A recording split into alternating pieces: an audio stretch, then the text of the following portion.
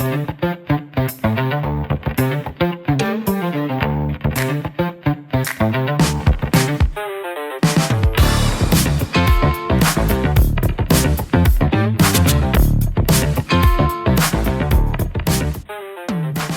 everyone. You are here listening to the Hive Poetry Collective at KSQD Santa Cruz and KSQT Prunedale, 89.5, 89.7, and 90.7 FM. I'm your host, Julia Chiapella. And today, but first, before we get started, thank you to all of you tuning in, and thank you for your interest in poetry. The Hive's mission is to bring a diverse community together in appreciation of all kinds of poetry by all kinds of people. And those of you listening tonight are the first to hear the interviews, which then follow up in our podcast, where you can hear them anytime on Spotify or wherever you get your podcasts. Today, I have the pleasure of talking to Joel O'Connor. And Joel comes to us from Melbourne, Australia. Welcome, Joel. Hi, Julia. Hi, everyone. Thanks so much for being here. It's going to be a pleasure to talk about your poetry. Joel is, as I mentioned, in Australia. He's an Australian poet, playwright, essayist, musician, and translator. He wears a lot of hats. And all of these efforts coincide with his passion for nature, science, math, and art. His most recent work, a group of poems entitled Locust, explores the parallels between the grasshopper's transformation into part of a single-minded mob intent on consumption and our current human propensity to acquire and devour. We'll talk a lot more about that as we go on. We'll hear Joel read some of these poems, as well as some other recent work, and then we'll see where they take us. So glad to have you, Joel. Delighted. You know, we typically start our shows here at the Hive asking the guest poet to bring in a poem by another poet that they would like to share. And since we've kind of set up the structure for our conversation today, we're going to start with this poem that you sent along by A.D. Hope, who's an Australian poet born in 1907 and passed away in 2000. Do you want to set up that poem for us before you read it? Of course. Well, the poem itself is called Australia. So written in 1939, it was kind of on the cusp of a postmodern view of Australia as a colony, but also still within a settler mindset, I think. A.D. Hope was a deeply religious man, was driven by a Judeo-Christian outlook of the world, and had these aspirations that people of his generation in Australia had of wanting to see Australia as this great Jerusalem, this idea that William Blake had of the European Judeo-Christian view touching the world and making it a passage to heaven. But of course, he didn't see that in Australia. He saw Australia as what it is, very much a European franchise, very much interested in exploiting nature for a buck or money. And, he lamented what he felt in the landscape, his ecological connection with the landscape, with the society that he lived in. So he was writing about Australia. He was critiquing the politics and the society, but also talking about his connection with the landscape. As a kid, when I read that resonated with me when I first started being interested in poetry, because he was someone who was prepared to challenge the society that he was in, talk about his relationship with nature, and have a vision about what he dreamed of a future. Not necessarily the same outlook as myself. It would be much more post-colonial in my attitude, but definitely part of that lineage that inspired me in the way that I write poetry and the cadence with which I write it as well, I'd say. Yeah, and he really was considered something of a pariah when he was writing by those in charge in Australia, as I understand it. So he he was a thorn in the side of many. Well, he was extremely successful in academia. He was like a C.S. Lewis type, academic in Australia, so highly intellectual, influential internationally, but also challenging the establishment that created the pathway for someone like himself to be successful as a part of the settler culture. Highly intellectual, academic man of European origin. So he was not playing the game that was expected of him in terms of turning the critique back on that world. He was supposed to protect it in that generation. Exactly. Yeah. Well, let's go ahead and hear Australia by A.D. Hope. A nation of trees, drab green and desolate grey, in the field uniform of modern wars, darkening her hills, those endless outstretched paws of sphinx demolished, of stone lion worn away. They called her a young country, but they lie. She is the last of lands, the emptiest, a woman beyond her change of life, a breast still tender, but within the womb is dry. Without songs, architecture, history, the emotions and superstitions of younger lands, her rivers of water drown amongst inland sands. The river of her immense stupidity floods her monotonous tribes from Cairns to Perth. In them at last the ultimate men arrive, who boast not we live, but we survive. A type who inhabit the dying earth. And her 5 cities like 5 teeming sores, each drains her, a vast parasite robber state, where second-hand Europeans pullulate timidly on the edge of alien shores. Yet there are some like me turn gladly home from the lush jungle of modern thought to find the Arabian desert of the human mind, hoping, if still, from the deserts the prophets come. Such savage and scarlet as no green hills dare springs in that waste, some spirit which escapes the learned doubt, the chatter of cultured apes, which is called civilization over there. Which is called civilization over there. That ability to turn the tables and to create this report, this critique of this of civilization is I can see why it's was an inspiration for you because that's what you're doing with your work. Mm.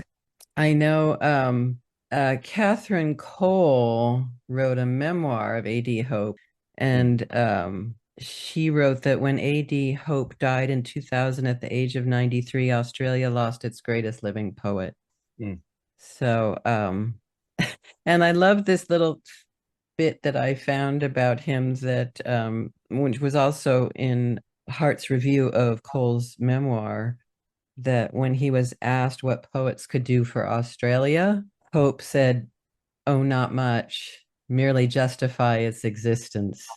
Well, it's interesting that he says that. I mean, that you could explore that in many ways in terms of who he was. So, in that line where he talks about Australia not having architecture or culture or song, in terms of his colonial mindset, I think the difference between someone like himself and myself from an ecological point of view is he's not appreciating the existence of culture that existed prior to European settlement. So he's not expanding in his mindset the existence of 60,000 years of indigenous culture on the landscape and the interrelationship between the land and the people. He's looking for a Judeo-Christian savior to come out of the desert, like a biblical story. So I think he's halfway there in terms of knowing that the land speaks to him and knowing that there's a disconnect between the franchise cities from Europe that have been placed on top of the landscape like teeming sores. And he's hearing the land speak to him, but not appreciating the richness of cultural life that exists in the landscape. and trying to find his peace through a connection with that. Mm-hmm. Mm-hmm. To somehow find that place where the two can coexist, or the latter can learn from the former. I mean, even the beginning of this poem is they called her a young country, but they lie. Mm, She is the last of lands, the mm, emptiest. yeah, but not So empty. not empty. Yeah, Yeah. no, but that, and I think that's where he's missed the mark in terms of his perspective, I would say, seeing the land as terra nullius, which was empty land in Latin. That was the legal framework with which the English set up the continent of Australia, arguing that it was not inhabited, arguing that the indigenous people were fauna up until 1966, so not even considered to be humans with a political voice or power in the same way as the European settlers. So not dissimilar to African Americans, being 3/4 of a man, in that kind of attitude of you are less powerful, Mm-hmm. less influential. But in the Australian context, even empty land was how the Europeans approached the country. It makes me think of, I mean, it's such a Western European colonial attitude, descendant and Cartesian, that whole notion that I think, therefore I am, it completely ignores the spiritual mystical aspect that is so endemic in many indigenous cultures, in Mm. their ties with the land.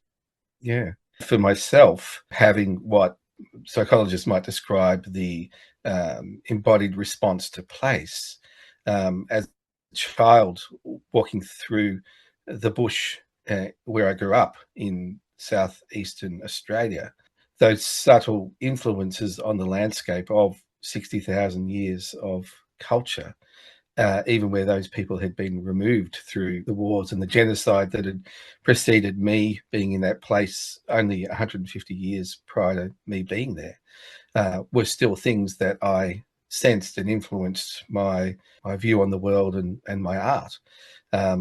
How groves exist in the forest that have been shaped through the human hand, how arrangements of rocks that were a fire pit are still there.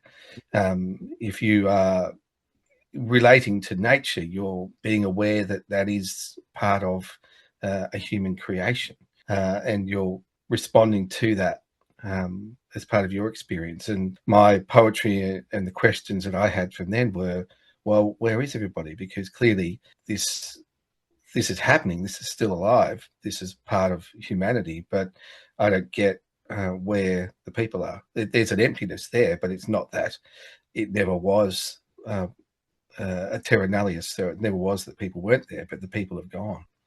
Yeah, yeah, which is what's kind of the subject of one of the later poems that you'll read Mm, today. Um, yeah, it's a great introduction, I think, for your poetry and that sense of Australia and its history. So much of its history and the ongoing struggle that takes place in between the original culture and its richness, and that which worked to erase that culture. Um, okay, we're gonna stop just for a second and let our listeners know that they're listening to the High Poetry Collective here at KSQD, K Squid, 89.5, 89.7, and 90.7 FM, and online at ksqd.org.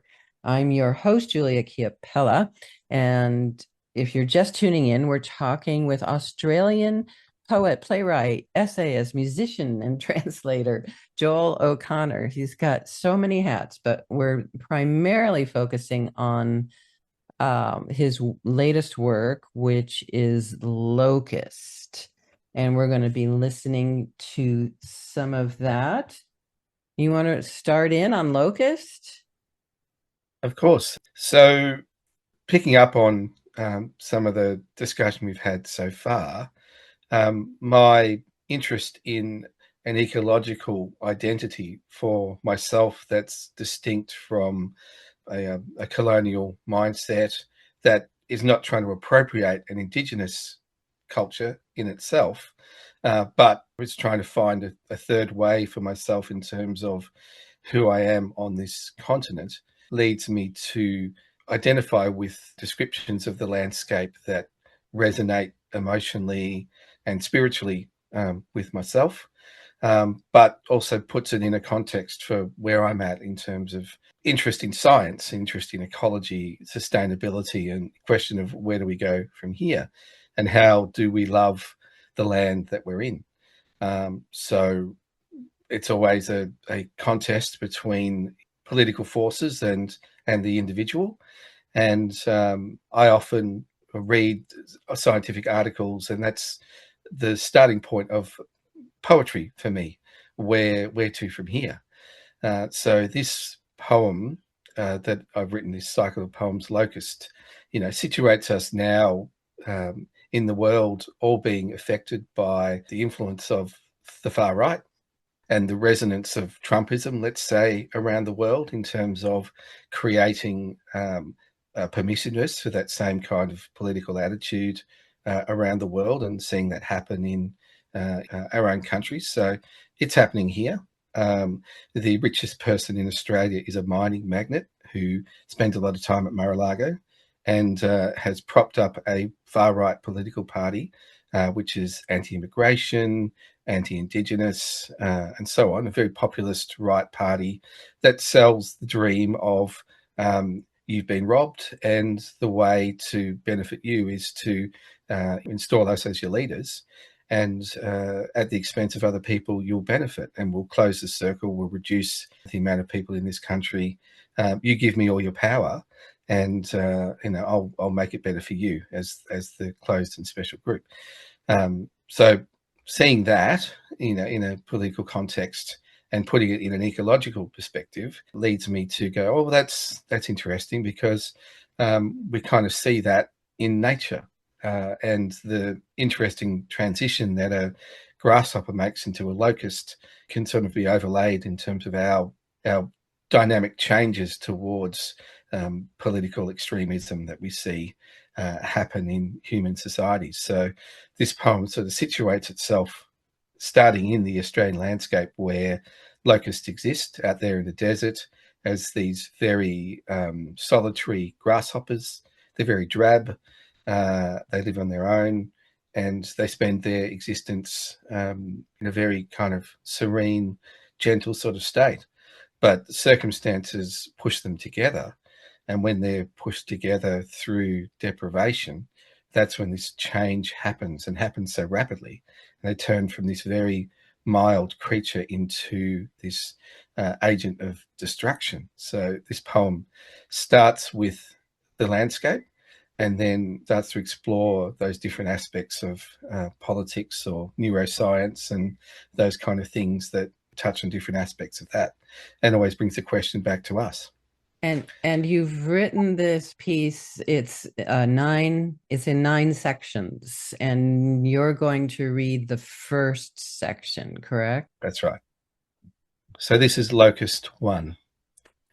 Pocks of Mitchell grass, tasseled scalps embedded in the ground, space out in formation across a broken land to shelter things come in from the wild. There is respite, not indulgence, behind their frugal woody doors. Still, circular sanctuaries they are, fanning out in open-palmed meditative pose. Under their cool eaves, the pilgrims, aurolium clasped together, have chance for quiet pause as they look out on parrots strolling the ruptured clay with Churchillian ponderance, the sabre-nosed rats, mouths full of saw teeth, murdering the termites, and the fissures in the soil, cracked, red or black, weaving with the same languid curves as the burnt-skinned snakes, using them as highways to shimmy along. A wanderer may find a place among the twiggy blades as they are lured out from their hermitages by a call to mass. Golden threshy spires rising above the sparse plant life draw them, beacons shining within the ravages of droughts and under the boom of breaking rains and the false abundance that follows. To a sermon so uneventful at first, one, then another, is ushered into the foliage, arranging themselves with respectful distance. In quiet unity, worshippers still maintain their moana, not making a sound or ending their fast, while taking up a spot along pews of straw, wavering in the heat. Unlike us, there are no kings among them, demanding tax for protection as a way to thin out the congregation. There is none to set a cap on who can enter heaven.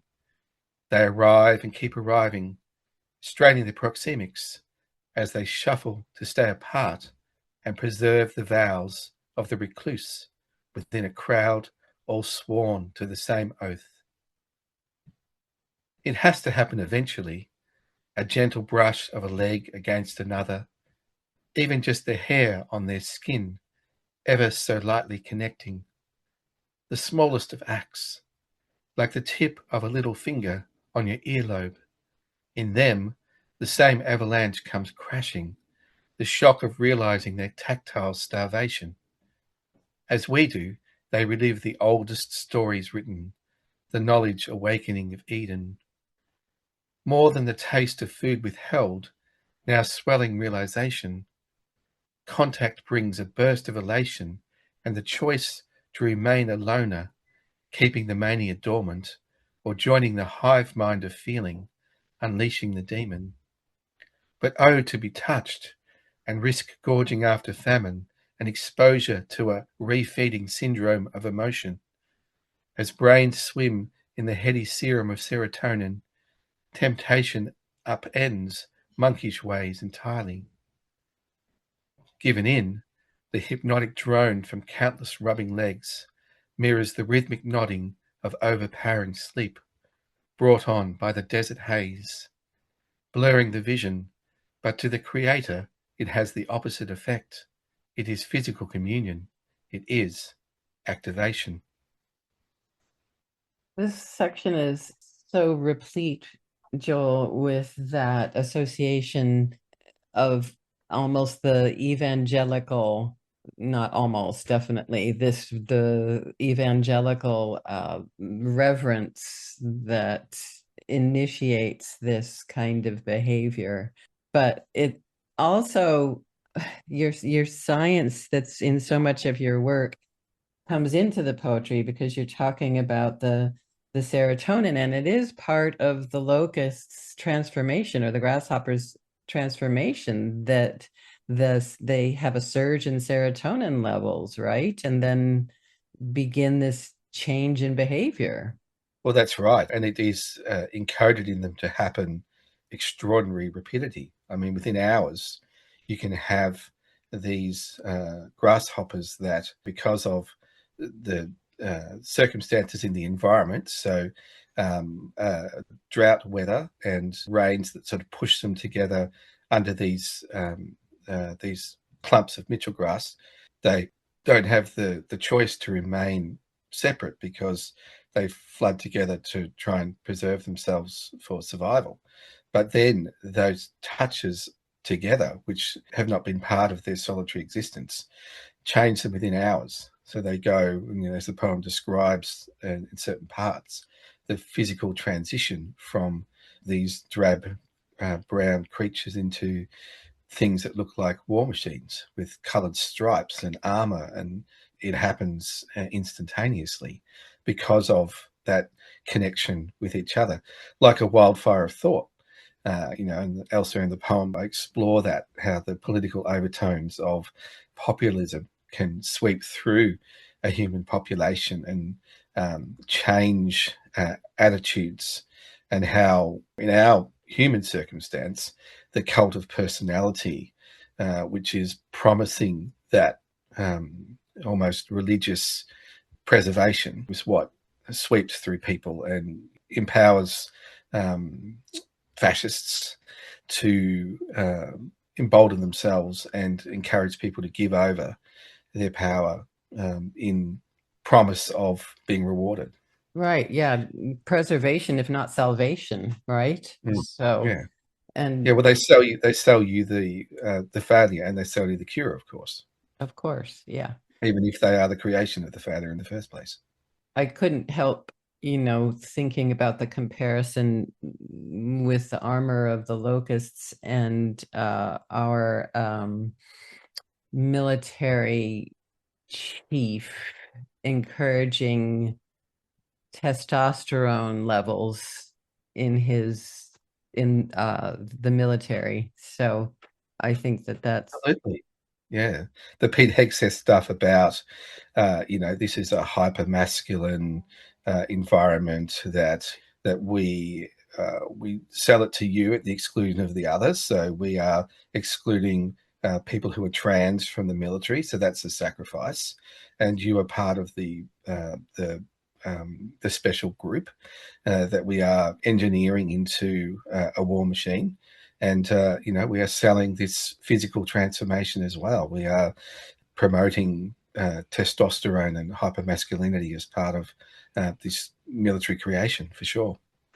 You go on in subsequent sections of Locust, of the suite, to bring in aspects of being human and comparing those aspects to the behavior of the locust swarm, even down to how our desire for touch undoes us. Mm. Can you talk a little bit about that? Yeah, well, there's sections in the poem where I look at some of the scientific exploration of parts of the human brain that are more stimulated in what you could say in a simple term is a left and right wing brain. So, sort of left politics or progressive politics.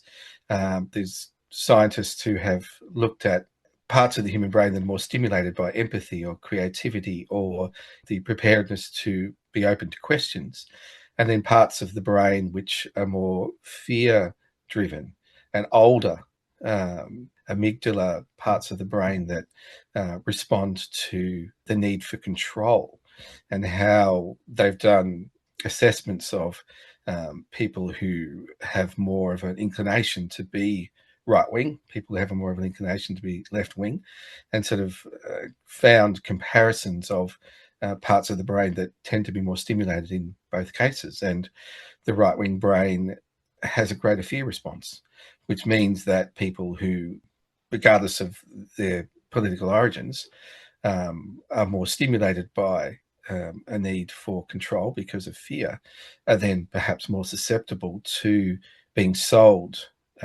that idea of the extremist model of the chief in charge who is proposing a solution to their fear by saying that the answer is to remove the other. So mass deportations of migrants and punishing this group or that group Yeah. appeals to a brain. Yeah, the authoritarian model, right?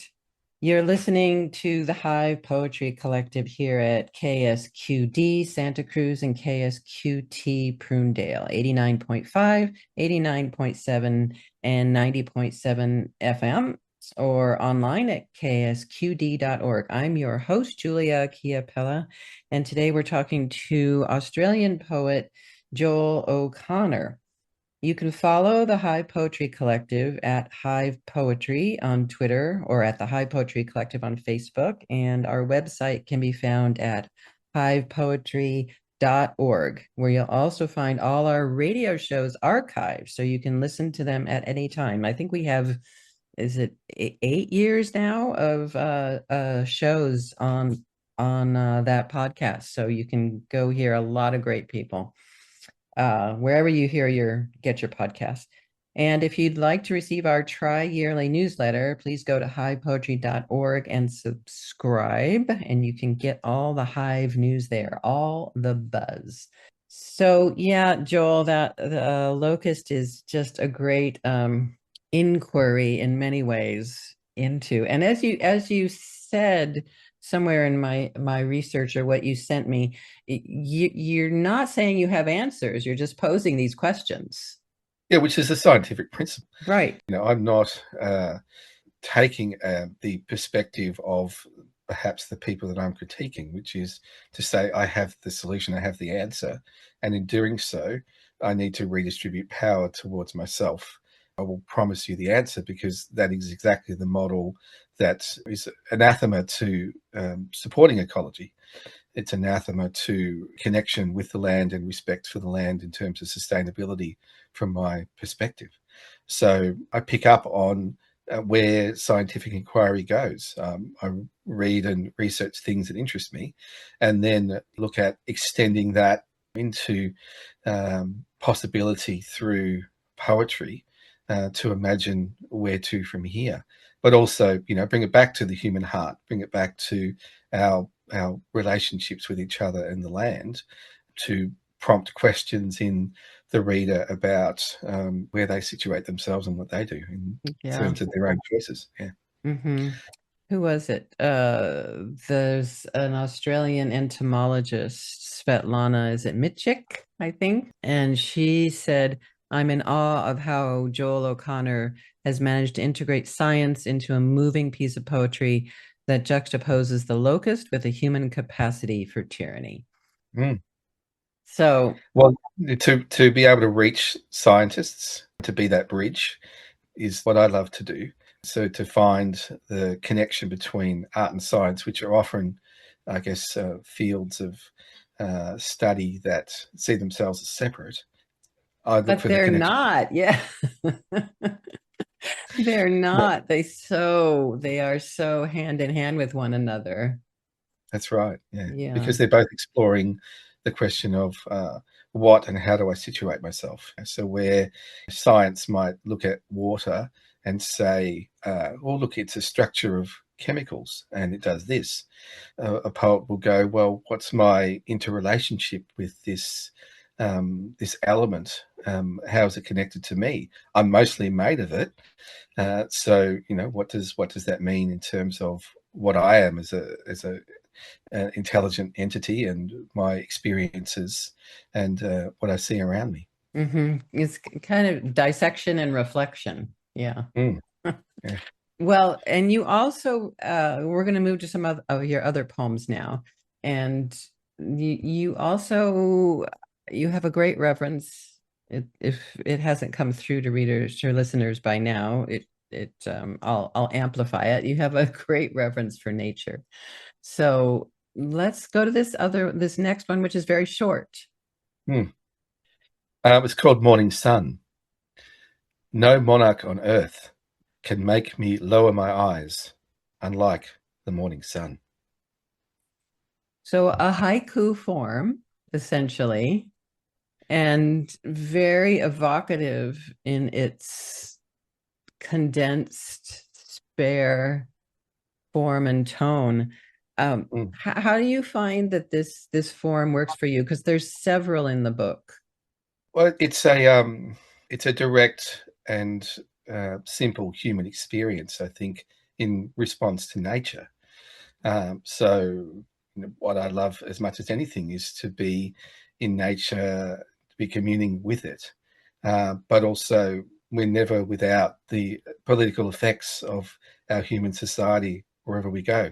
So how do we draw closer to that? If you are inspired by ecological balance like myself, you're never away from the effects of the human world. You take it with you, but you are looking at how you aspire towards that balance more and what you would contribute politically to see that more of your perspective resonates in the society that you're in. Mm. So as myself being in Australia, still being affected by a country that hasn't left its colonial past, that every day reminds us of that. The head of the King of England is on the coins of this country. Until we move beyond that, until we separate ourselves from that colonial past, we will always be affected by those political structures, and won't be able to improve our balance. Will still be controlled by the mining magnates that see Australia as a land to exploit, to dig up, to sell. They don't have a loving connection with the land. They won't turn to Indigenous culture for not advice, but answers to their own exploration about themselves, and look to learn from the connection that Indigenous culture has with the landscape here to find that balance, because it's not about a balance, it's about opportunism. Yeah, yeah, it's kind of a closed system otherwise, and so I appreciate this short little one and the others that are in the book as well. So Joel, I something else that you're doing is working with a group of Melbourne poets on an anthology, correct? That's right. So I was connected to a scene of poets in the 1990s in Melbourne who at the time put their works together into an anthology called Millennium Poets, but it didn't actually get off the ground at that time. So a couple of years ago, I contacted some of them again and said I would love to put together a new anthology of their works and have the inspiration with those poets that had kids to have their work included as well. So I've created an anthology called Millennium Poets 2 that's an intergenerational anthology of Melbourne poets and their children who are poets, and also reformatted the original book so that everybody could have a copy of the original and the new one. Is there threading between the previous generation and the current generation in this new anthology? Absolutely. So the original poets are included alongside their children who also write poetry. And it's really about passing the torch. So encouraging those young poets to carry this on in the future. I want to go on to another poem because I love the fact, we Morning Sun is a received form. It's a haiku essentially. And this next poem is a form that you created, so it's an invented form. Yeah. So let talk a little bit about how you came to do that. Yeah, so looking at balance, I think as a driver for myself, I'm interested in the technical aspects of the poetic form as well. I love haiku and how it's so economical, but so much power in so few words. I've developed a style of poetry I call duograms that is a bit like an anagram, a bit like a palindrome, but not quite either. So the purpose of the poem is an internal balance. So every letter in the poem has a pair. So for every A in the poem, there's another A. And you find in the poem that there are even sets of letters. So part of the challenge for me is to create something that's honest and human and, reflective of my interest in science and nature, but also to give myself the challenge of something technical as well, and to create that internal balance and hopefully have the reader feel that through the resonance of the poem as well, in the way that the language is set. I think if I feel like it's almost like a Fibonacci code for yourself, Yeah. that you've created this and you do it. I'm just curious because in this particular poem, every single letter of the alphabet has a matching pair.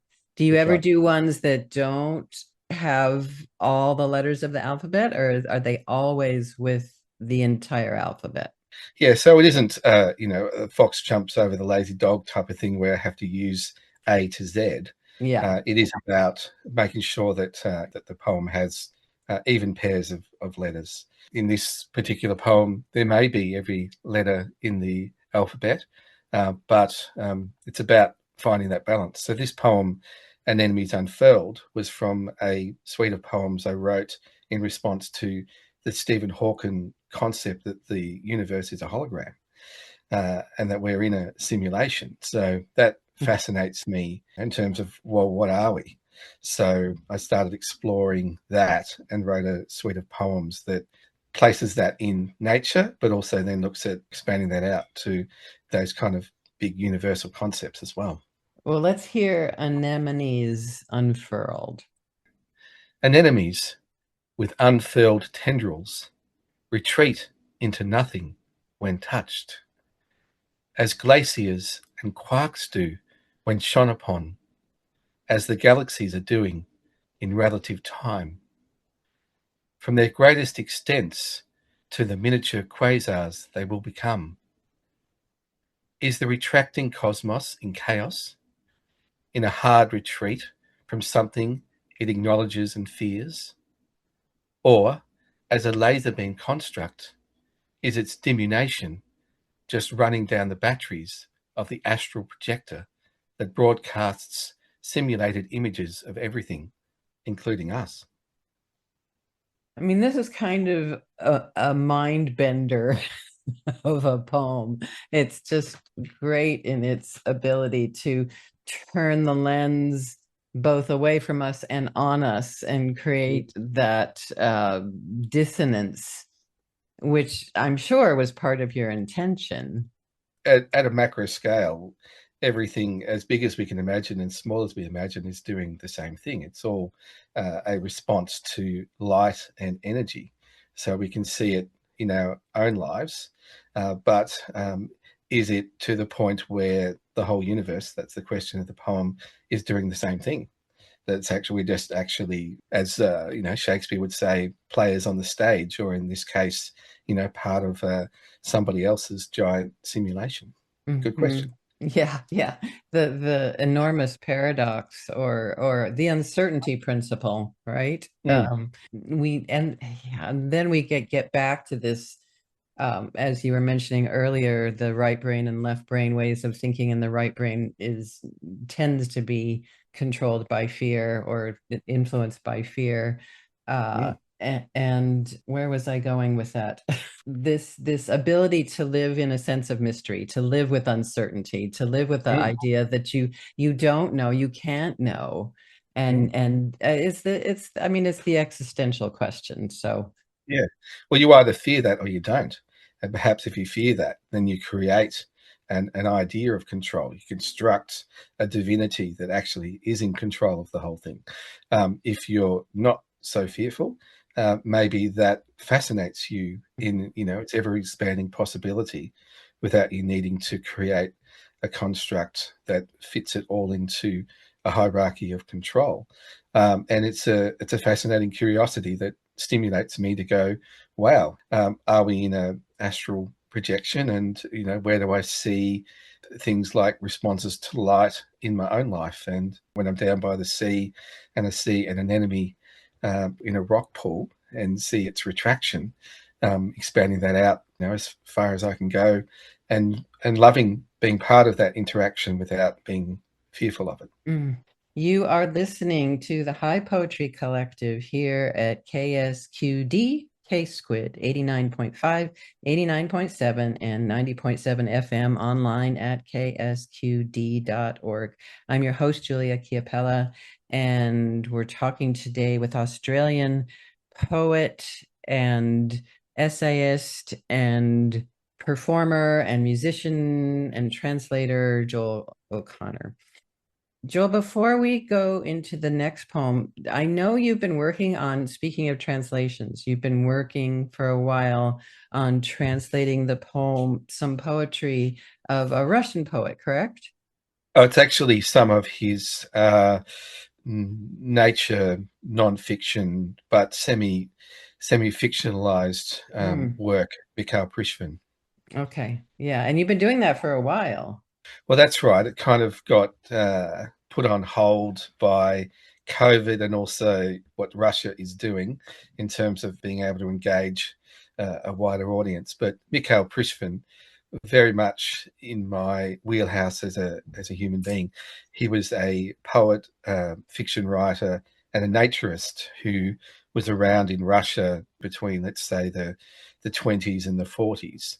And he was a spirit of the country. So even during those periods of political oppression, he was allowed to romp around the country writing stuff that was a bit anthropological. So he'd meet different communities or cultures around Russia and write about his direct experience, like, gonzo journalism in America in the 60s. Mm-hmm. But it was also his direct experience of nature, seeing the animals and the landscape and situating himself in that experience from an ecological point of view and a poetic point of view as well. So all of that stuff going on in his work, which is such a wild ride, most of it has never been translated into English. So Mm. I teamed up with a Russian translator to use my kind of poetic perspective to draw out how that part of his work would be communicated in English, as well as the technical, literal translations of the Russian. So we picked one of his books and started translating that, and pitched that to publishers and so on to say, is this something you're interested in picking up?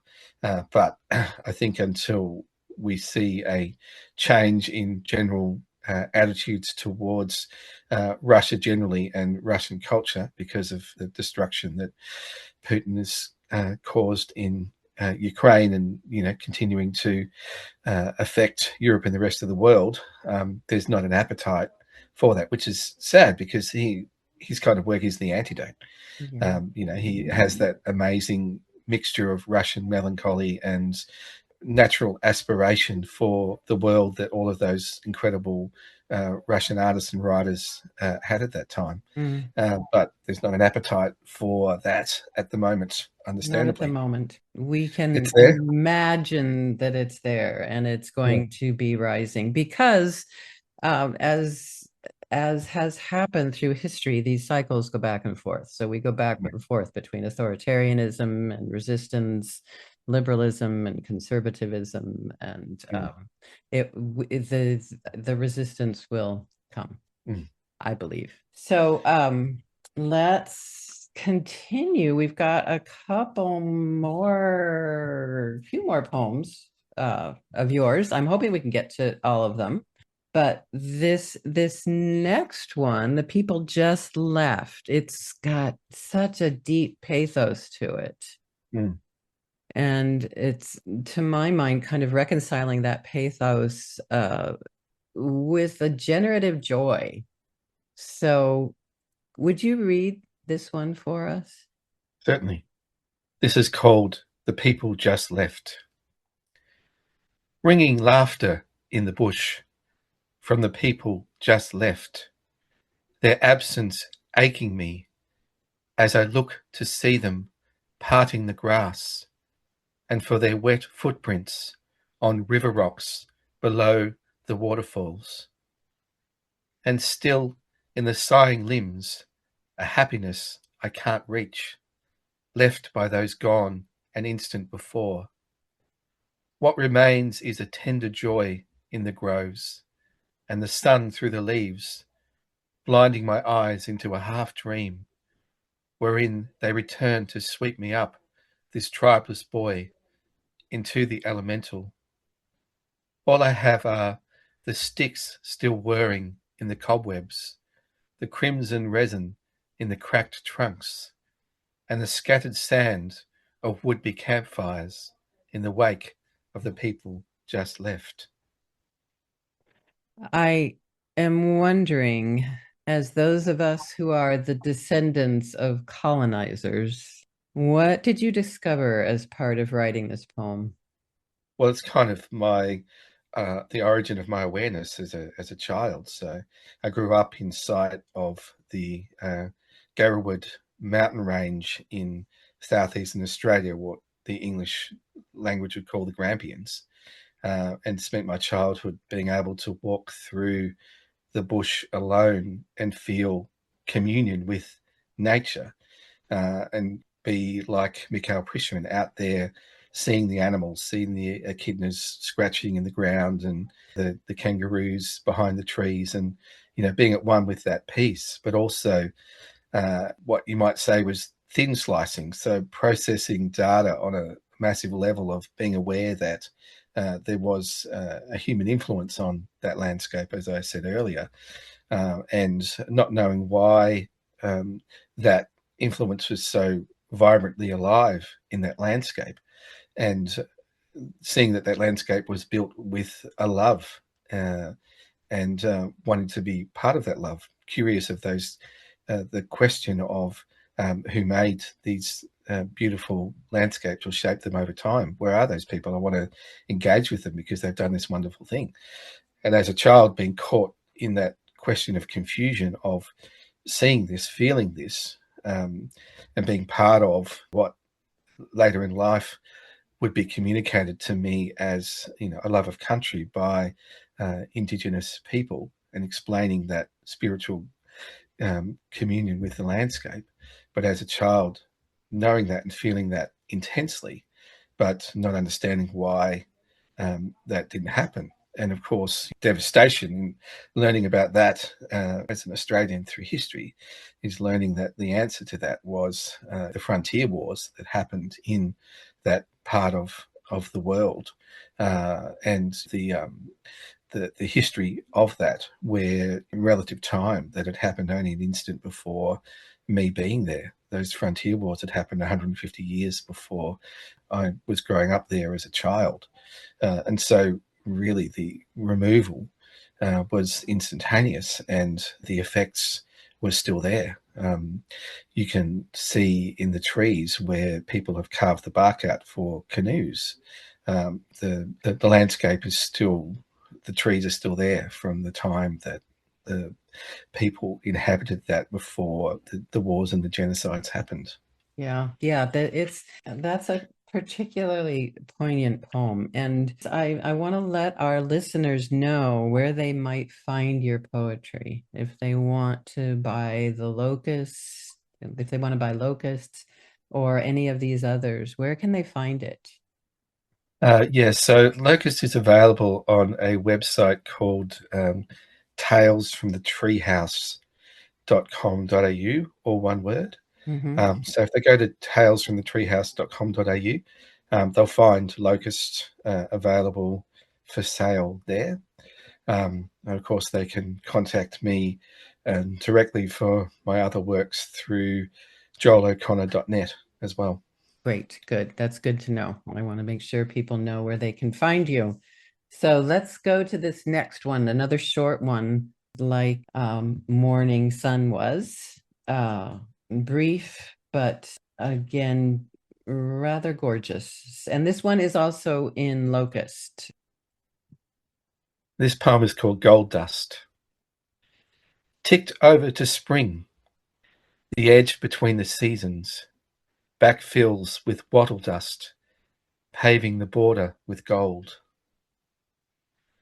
So we have a tree here called a melaleuca that's also called the snow of summer, and it has this pollen that sheds in summer and fills up the edges of the gutters of the roads with this gold dust, this fluffy gold dust everywhere. So it's kind of our equivalent of snow, seeing we don't have snow Yeah. in most of Australia, being sea level in the teeming cities, as Adi Hope would describe them. But we get that experience in summer of this beautiful kind of glittery pollen and flower filling up the streets. Yeah. Similar to, I think, our acacias here in Yeah, Cal it's an in acacia. yeah, that's a beautiful one. And it, I was going to mention this earlier with Morning Sun, how some of these poems of yours remind me of the Persian poets of Hafez and Rumi, just in Mm. their mystical, reflective, beautiful tones. So Yeah. Well, it certainly would take inspiration from those poets that try to say the most in the least words. So if you can communicate that experience to somebody in that way, then I think you've nailed it. So we are almost at the conclusion of our time together, Joel, and I want to make sure that people can hear this last poem, and this one certainly has those themes of Persian poetry, the nature and transience and wisdom and ethical reflection, but there's also a little bit of humor in there. So would you read this last one? I'd love to. This is called The God of Simple Pleasures. The God of simple pleasures would smile at how spoons stack together, would stargaze while pegging the laundry at midnight, would eat jam on toast and lick the butter from the knife. Really beautiful, really simple. Why wouldn't that God do that? Yes, if there were a God, that's the kind of God that I would like. Definitely. Yeah. So these poems of yours are, thank you so much for sharing them. I hope that Locust is seen and read, goes far beyond Australia. It deserves that. And thank you for joining us here on the Hive and sharing your work. Oh, it's been a pleasure. Thank you, Julia. Yeah, thank you so much. And listeners, you've been here listening to the Hive Poetry Collective at KSQD Santa Cruz, and you can hear all of our podcasts or all of our shows are archived on our website. You can find them wherever you find your podcasts. So we've got some great people on there. And now Joel O'Connor will join our lineup of folks on the podcast.